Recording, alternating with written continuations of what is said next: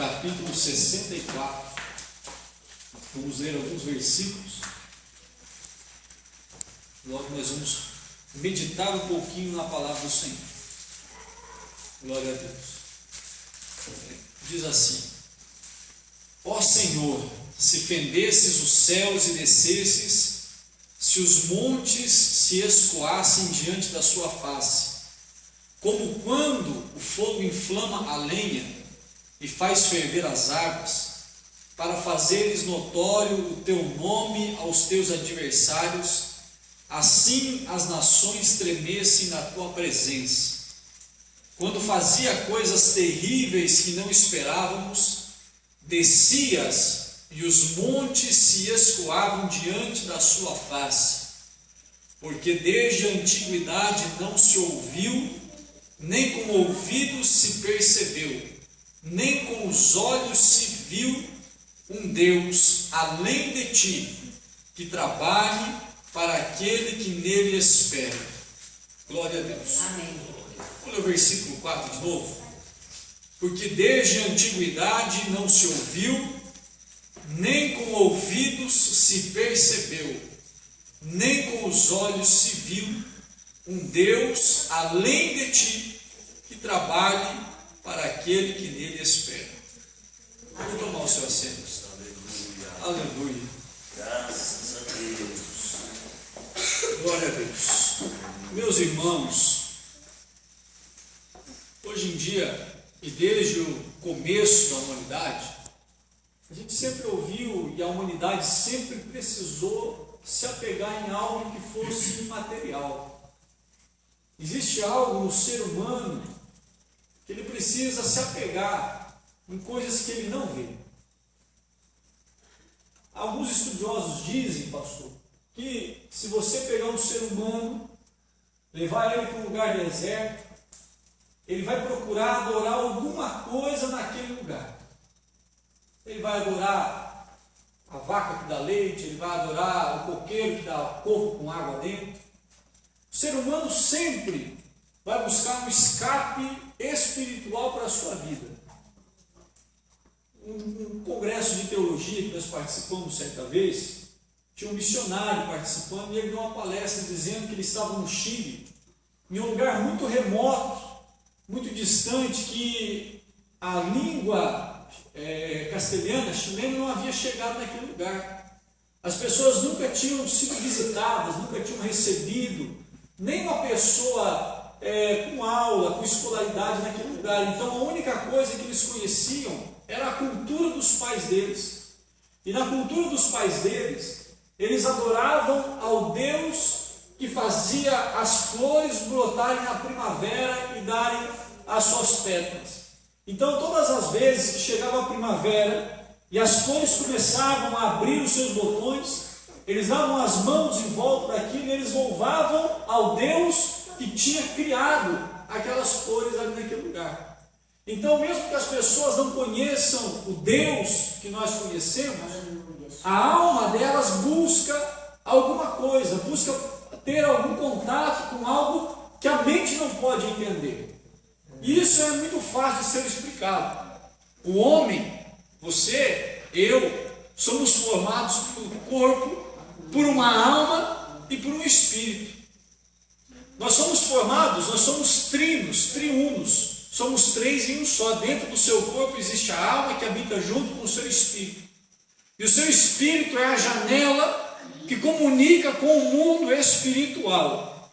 E essa comunicação com o mundo espiritual, ela é tão verdadeira e real, que eu garanto que todos vocês que estão aqui nessa noite já conheceram alguém que já viu um vulto, já conheceram alguém que já viu uma sombra passando, ou já tiveram a experiência de estar andando na sua casa ou na rua e ter a impressão que tem alguém do seu lado, alguém andando atrás de você, que tem alguém deitado do seu lado, e você abriu os seus olhos, você não conseguir ver ninguém fisicamente ali, mas você tem essa impressão.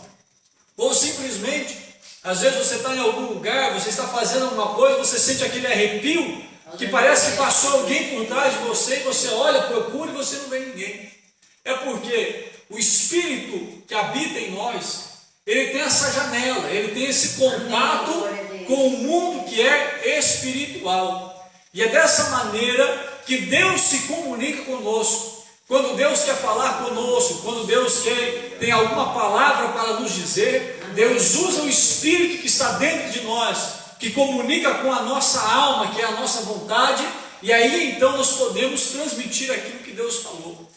Veja, o nosso espírito então é aquele que se comunica, é aquele que liga com o mundo espiritual. Mas dentro de nós também há uma alma, e essa alma é a nossa vontade. A nossa alma é os nossos desejos, são os nossos sentimentos. Dentro da nossa alma habitam as nossas decisões. Eu vou fazer isso, eu vou fazer aquilo, eu não gosto do fulano, eu amo aquele irmão, eu amo ir na igreja, eu amo a Deus, eu não gosto de Deus, eu amo trabalhar. Toda a nossa psique, que a psicologia chama de psique, que são os nossos desejos, pensamentos, vontades, o nosso raciocínio, ele está armazenado dentro da nossa alma. E fora da nossa alma existe o nosso corpo, que é a estrutura que carrega o espírito e a alma. E o nosso corpo ele está diretamente ligado com as vontades da nossa alma. Quando nós pensamos, vamos ir até a cidade vizinha, o nosso corpo que carrega, que obedece à vontade da nossa alma. Então observe, o nosso corpo ele habita na terra, e ele é feito do pó dessa terra. A Bíblia diz que a terra jaz no maligno, ou seja, a terra, depois do pecado de Adão, foi contaminada pelo pecado. E assim o nosso corpo também é contaminado pelo pecado. O nosso corpo, quando nós damos lugar a ele, quando a nossa alma segue os desejos dele, uma coisa é certa: nós vamos acabar sendo um tipo de pessoa que não condiz com a verdade. A pessoa, quando ela é mentirosa, é porque o corpo está mandando na alma. A pessoa, quando ela tem algum tipo de crime, é porque o corpo está mandando na sua alma. O corpo, o pecado é mais forte. A pessoa, quando trai o cônjuge, é porque o corpo, os desejos pecaminosos da carne, estão falando mais alto do que a própria vontade da alma. E aí, nesse meio termo, entra o Espírito Santo de Deus. Primeiro, que é o Espírito de Deus que convence o homem do pecado, da justiça e do juízo de Deus. Então, quando o Espírito Santo de Deus, ele vem e se comunica com o espírito do homem e da mulher, a alma começa a reagir ao pecado, e ele começa a pensar na sua consciência: eu não posso mais mentir, eu não posso mais roubar, eu não posso mais trair, eu não posso mais enganar, eu não posso mais cometer nenhum tipo de pecado, adultério, eu não posso mais ceder aos desejos que eu tinha antes. E nisso acontece aquilo que a gente chama de conversão, que é uma transformação do homem, que uma vez era dominado pelos seus desejos pecaminosos, mas agora ele é guiado por Deus. Amém, glória a Deus, aleluia. Eu quero que você pense comigo um pouco nessa noite. Aleluia. Quando Moisés habitava lá no deserto, junto com o seu sogro Jetro, e lá cuidava das ovelhas dele, um belo dia Moisés, andando pelo monte, ele viu uma sarça no meio do deserto, que ela pegava fogo, mas ela não se consumia. Ela estava em chamas, ela estava pegando fogo, mas ela não se acabava, ela não terminava. Então Moisés, curioso em saber o que era aquilo, foi até lá para saber o que é que estava acontecendo. Moisés, um homem letrado que estudou no Egito, conhecia de todas as ciências daquela época, do mais avançado, mais elevado nível de educação e cultura da época, Moisés olha para aquela sarça, vê o fogo aceso, vê que a sarça não termina, que aquela planta não se acaba, e na cabeça dele ele pensa: lá no Egito eu aprendi que o fogo consome tudo que passa na frente dele, mas aqui existe uma coisa diferente, porque aquele fogo queima e aquela planta não acaba, aquele galho seco não se termina. Então Moisés, na sua curiosidade e pelo agir de Deus já no espírito dele, Deus aguça a curiosidade da sua alma, para que ele fosse lá verificar que coisa estranha era aquela que estava acontecendo. E quando Moisés chega perto daquela sarça, ele escuta uma voz que até então ele nunca tinha ouvido na sua vida. A voz que Moisés escuta era diferente da voz de Faraó. A voz que Moisés escuta era diferente da voz de seus pais. A voz que ele escuta ali não era a voz da sua mãe adotiva, da filha de Faraó. A voz que ele escuta não era a voz dos arpistas que ficavam adorando ao rei do Egito, mas ele escuta a voz de um Deus Todo-Poderoso. Ele escuta uma voz que faz o seu coração arder como aquela chama. Ele escuta uma voz que faz o seu corpo tremer, os pelos da sua carne se arrepiar. Ele escuta ali naquele lugar uma voz tão diferente de tudo que ele tinha ouvido e conhecido, que ele se prostra na presença daquela sarça em chamas, e Deus fala com ele: Moisés, tira a sandália de seus pés, porque a terra que você pisa agora é santa. Isso aqui é a habitação de Deus, um Deus de seus pais, ao qual você até hoje só ouviu falar, mas a partir de hoje você vai conhecer ele de perto, você vai ver ele de perto, você vai ter contato com ele de perto. Aleluia, glória a Deus. Aleluia. Moisés chega lá, tira os calçados de seus pés e se coloca na presença de um Deus ao qual ele nunca tinha ouvido falar. No Egito, Moisés ouviu falar de dezenas de deuses. Era o Deus da chuva, era o Deus do sol, era o Deus lua. No Egito ele ouvia falar das festas para os deuses. E tudo que ele tinha aprendido, ele olhava e dizia: mas este Deus que eu estou conhecendo agora não é como aquele Deus, porque aqueles deuses do Egito não falavam comigo. Eu não ouvia a voz desses deuses. Eu sabia que eles adoravam a eles, falavam com eles, ofereciam alguma coisa para eles. No Egito havia um Deus ao qual eles sacrificavam crianças para agradar aquele Deus. Mas aquele Deus não podia andar, aquele Deus não podia falar, aquele Deus não se movimentava. Quando eles levavam um doente na frente daquele Deus, aquele doente não era curado. Quando eles levavam alguma pessoa necessitada na frente daquele Deus não solucionava os problemas da sua alma. Então Moisés começa a pensar: que Deus é esse? Quem é este Deus? E aí alguém diz para ele: Moisés, esse Deus é o Deus de seus pais.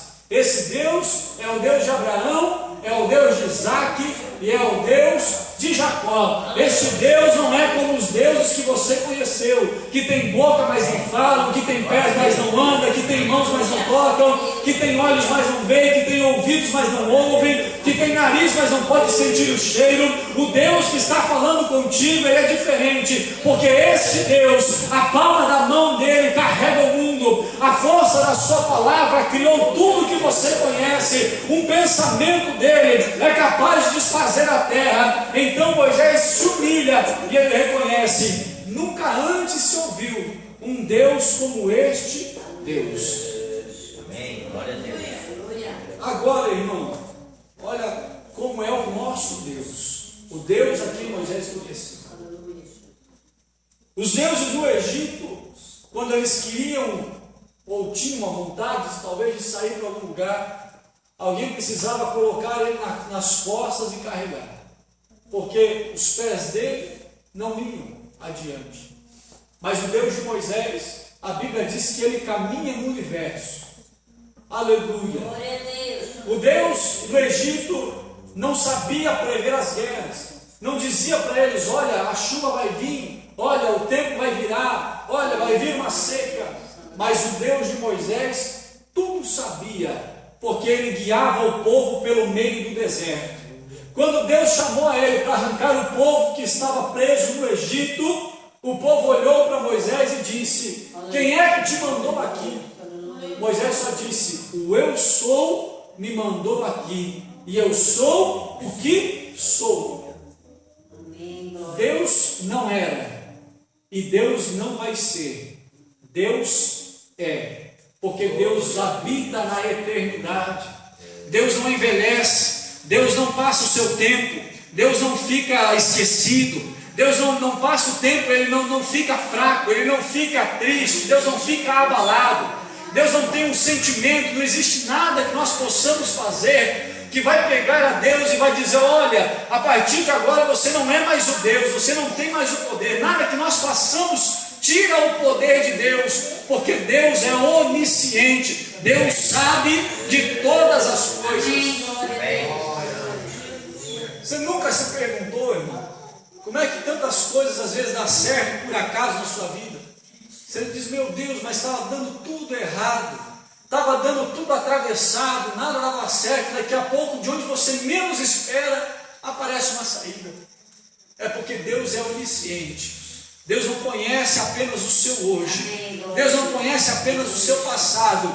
Deus tem algo escrito para o seu futuro. O salmista Davi disse: antes que eu fosse formado no ventre de minha mãe, Deus já me conhecia. Antes que uma palavra fosse colocada na minha língua, Deus já sabia o que eu haveria de falar. O nosso Deus, o Deus que nós servimos, Ele é onisciente, Ele sabe de todas as coisas, Ele sabe do seu ontem, do seu hoje, do seu amanhã. Quando você se coloca na presença dEle para buscá-lo em oração, Ele já sabe muito antes de você pensar, de você falar, tudo que vai sair da sua boca para dizer para Ele. Aí você me pergunta, mas irmão, se Deus sabe todas as coisas, por que é então que Deus quer que eu me ajoelhe, que eu ore, que eu faça minhas orações para Ele? Porque Deus, Ele não é um Deus morto, Deus não é um Deus surdo e não é um Deus mudo, porque quando você dobra o seu joelho, Ele quer falar com você também. Deus quer te ouvir, mas Deus também quer que você ouça a voz dEle falando com você.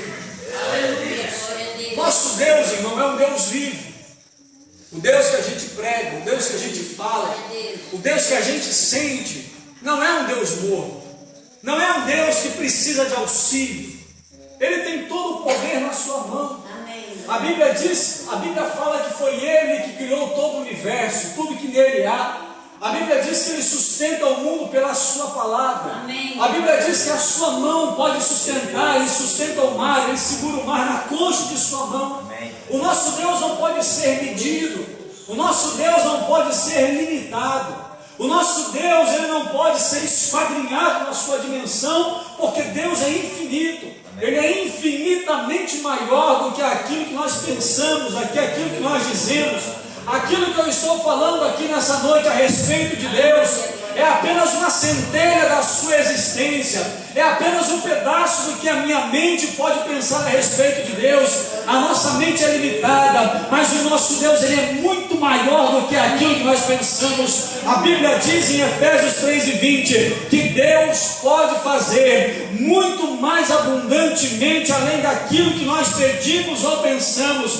Deus pode fazer, Ele tem poder para fazer, Ele sabe fazer tudo certo, tudo no tempo certo, no momento certo, na hora certa. Não há quem possa escapar das mãos do nosso Deus. Ninguém nunca se escondeu de Deus. Davi, o rei Davi, um dia disse: Senhor, se eu for até as mais altas nuvens, lá o Senhor me vê. Se eu fizer a minha cama lá no inferno, lá o Senhor consegue me ver. Se eu entrar no meio da rocha, ali o Senhor me contempla, ali o Senhor me esquadrinha. O Senhor olha o meu coração, conhece as minhas dimensões, as minhas intenções. Deus sabe tudo ao nosso respeito e ninguém pode se esconder de Deus. Amém. Glória. Aleluia. Glória a Deus. Há alguma coisa, irmão, que Deus não possa fazer? Não há. Não existe nada que Deus não pode fazer. Aí algumas pessoas dizem: mas e a minha família? Por que Deus não salva? É porque Ele não quer? É porque Ele não pode? Não, irmão. Deus pode, Deus quer, mas há algo em Deus que às vezes nós não entendemos, que o tempo de Deus é diferente do nosso. A Bíblia diz em Esdras que nós ajoelhamos e oramos e Deus se move pela nossa oração. Ontem eu disse aqui que a oração é o segredo. Quando a gente ora e está na palavra de Deus, as coisas vão mudando, vão sendo transformadas, vão sendo modificadas, porque a Bíblia diz que a nossa oração faz com que Deus se mova do trono onde Ele está sentado e age em nosso favor. Agora, observe uma coisa, que o Deus que nós servimos não é um Deus como os outros deuses.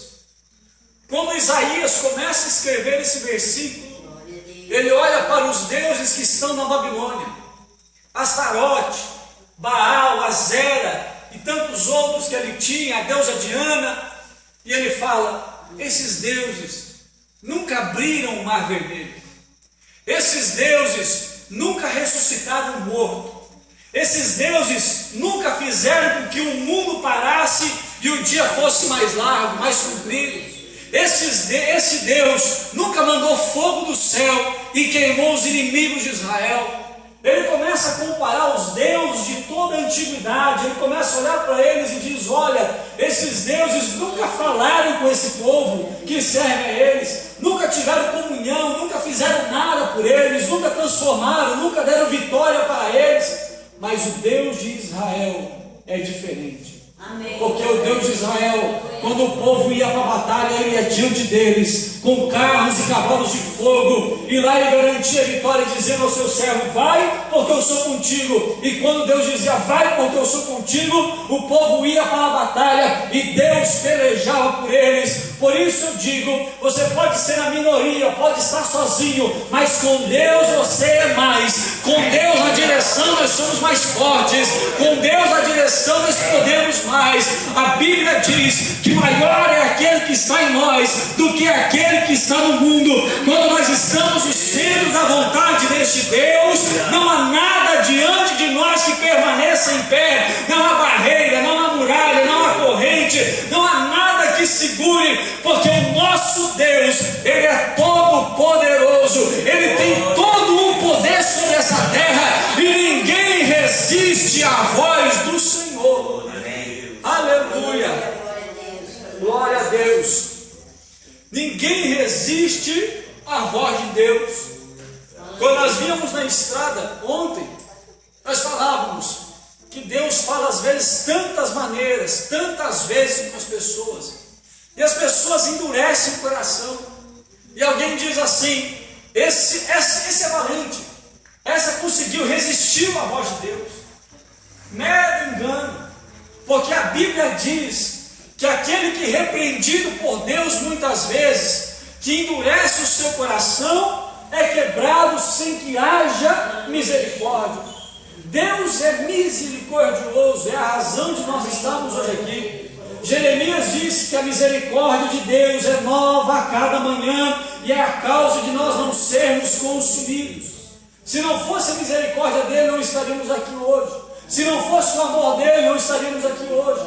Se não fosse a bondade de Deus, não estaríamos aqui hoje. Quantas pessoas que estão aqui hoje, nessa noite, algum dia na vida pensaram: eu vou morrer, eu não tenho mais jeito, eu não tenho mais saída, eu estou numa situação difícil, estão buscando me matar, e você escapou ileso, porque a misericórdia de Deus te cobriu e te escondeu. Amém. Glória a Deus.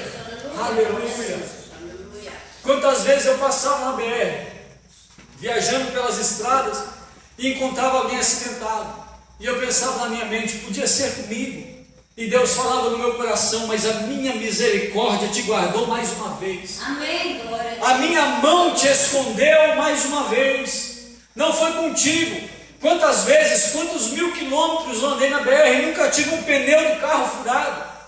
A única vez que sofri um acidente, saí ileso, não tive problema nenhum, nem um arranhão no meu corpo, e o Espírito Santo falava comigo: enquanto você andar na minha vontade, na minha palavra, na verdade, enquanto você temer o meu nome, enquanto você estiver me buscando, eu vou te guardar, o mal não te toca, porque a minha mão estará sobre a sua vida. Aleluia. Mas quantas vezes, meu sogro, ouvíamos testemunho, irmão, de gente que endureceu a voz, endureceu o coração, aliás, que Deus falava: volta para minha casa. Quantas vezes, quantos testemunhos eu ouvi dizendo, Deus alertando: meu filho, volta, porque o teu tempo está chegando. E as pessoas endurecendo o coração para Deus, e quando menos esperava, sofriam um acidente fatal, levavam um tiro de uma bala perdida. Quantas vezes eu ouvi testemunhos dessa maneira e pensava: da mão de Deus ninguém escapa, porque se você ouve a voz dele, ele abençoa, ele guarda, ele protege, ele defende, ele vai prosperando, ele vai fazendo coisas. Mas quando nós não queremos ouvir a voz de Deus, A Bíblia diz que Deus nos abandona para as coisas deste mundo. Aleluia.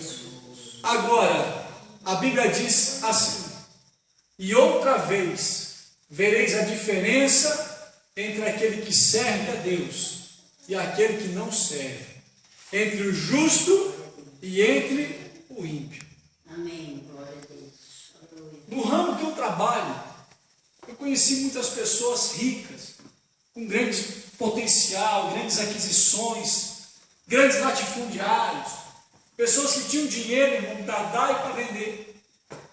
E todas elas tinham algum problema. Não podia dormir de noite, tinha que fazer uso de medicamento para conseguir reclinar a cabeça e dormir tranquilo. Todas elas tinham esse mal. E quantos irmãos eu conheci na igreja que chegavam no culto de domingo à noite pensando: amanhã eu preciso pagar o aluguel e eu não tenho dinheiro. Mas saíram de dentro da igreja com um sorriso no rosto, porque conhecia o Deus da provisão. Conhecia, sabia que o Deus dele iria dar uma saída, um escape, abrir uma porta onde não tinha porta. A diferença de quem serve a Deus é essa. Porque ele chega numa situação e ele vê um lugar que não tem mais saída. Ele olha para cima e fala: o meu socorro vem do Senhor. Eu elevo os meus olhos para os montes, lá no alto, e é de lá que vem o meu socorro. Aquele que não tem Deus, ele olha para uma situação onde não tem mais saída, e às vezes ele comete um suicídio, entra em depressão, entra em uma situação de angústia na alma que ele não consegue mais sair. Aleluia! Mas o nosso Deus é aquele que serve a Deus. Deus trabalha por aquele que nele espera. Deus trabalha por aquele que nele confia. Amém. Aleluia. Aleluia. Glória a Deus. Aleluia, Jesus. Bendito é o nome do Senhor Jesus. Aleluia, Jesus. Glória a Deus. Fala, Deus. Aleluia. Desde muito pequeno, irmão, eu sirvo a Deus. Aleluia, Jesus. E nunca vi Deus me desamparar. Deus nunca me desamparou. Quando eu não tinha amigos, Deus era meu amigo. Amém. Glória Quando a eu Deus. estava triste, Deus era a minha alegria. Amém. Quando eu estava cansado, Deus era a minha força. Quando eu pensava em parar, Deus vinha e dizia: não para, continua, porque eu sou contigo, eu te dou ânimo, eu te renovo, eu te dou Amém. força. Glória a Deus. Não desiste, porque eu tenho algo maior na sua vida. Quantos desertos dessa vida nós passamos? E eu digo deserto porque quando nós chegamos ao ponto de passarmos tais desertos da nossa vida, é um lugar de sofrimento, é um lugar que você não tem amigo, você não pode contar com parente, com família, você não pode contar com ninguém. É um lugar onde você está sozinho, abandonado, numa situação de dificuldade. Aleluia! Mas existe um Deus que é onipresente. Aonde você anda, Deus anda com você. Por isso a Bíblia diz no livro do profeta Isaías: se passares pelo fogo, não vai te queimar, porque Deus está contigo. Se passares pela água, não submergirá, porque Deus está contigo. Se passares pelo rio, ele não te afogará, porque Deus está contigo. Deus anda sempre ao nosso lado, nos guardando, nos protegendo, nos dando escape. Nosso Deus é onipresente. Aonde nós vamos, Deus está junto conosco. Amém. Aleluia. Aleluia. Quantas vezes, irmão, aquele sentimento de solidão, falando: ninguém lembra de mim, todo mundo me deixou, todo mundo se esqueceu de mim. E aí você dobra os seus joelhos, você não tem uma palavra para dizer para Deus, você não tem uma sílaba para dizer para Deus, mas as suas lágrimas, Deus começa a olhar para você, e pela onisciência dele, ele começa a entender, dizendo: está sofrendo, está passando uma provação, está difícil, dá uma olhada, não tem uma palavra para me falar, porque a angústia do coração é muito grande. Aleluia. E Deus vem com a sua mão, com o seu amor, e nos consola. Porque o nosso Deus, Ele trabalha por nós, Ele se importa com nós. O nosso Deus nos ama de uma maneira sobrenatural. O nosso Deus se importa com a nossa situação. Ele não nos deixa só, não nos deixa ficar sozinhos, abalados. aleluia, quando nós estamos na palavra de Deus, pode vir o que vier, mas nós permanecemos firmes como uma casa edificada sobre a rocha, a qual a água não leva, a tempestade não abala, pode vir o que for, mas a gente fica firme, porque Deus é maior. Aleluia. Eu quero te pedir para ficar em pé nessa noite. Eu vou encerrar aqui.